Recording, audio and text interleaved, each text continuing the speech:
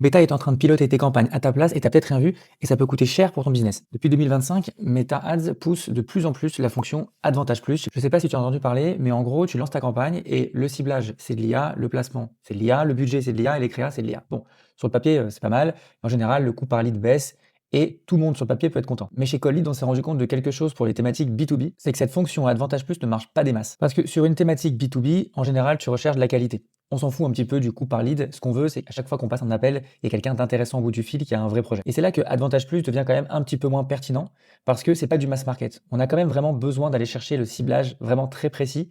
Et c'est en général la créa qui fait ce travail-là. Et donc de faire confiance à Advantage Plus pour aller chercher du high ticket au-delà de 5 000 jusqu'à 50 000 euros de panier moyen, c'est là que cette fonctionnalité devient un peu plus obsolète. Donc chez Calllead, on a accompagné plus d'une centaine de thématiques B2B.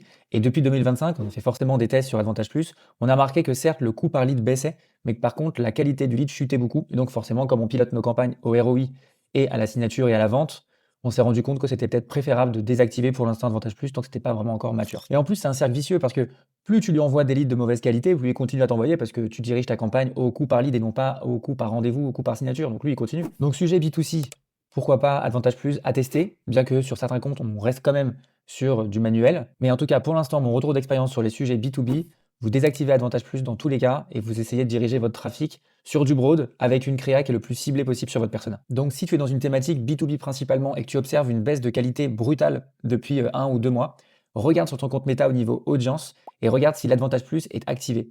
S'il est activé, ça peut être la raison de ton problème.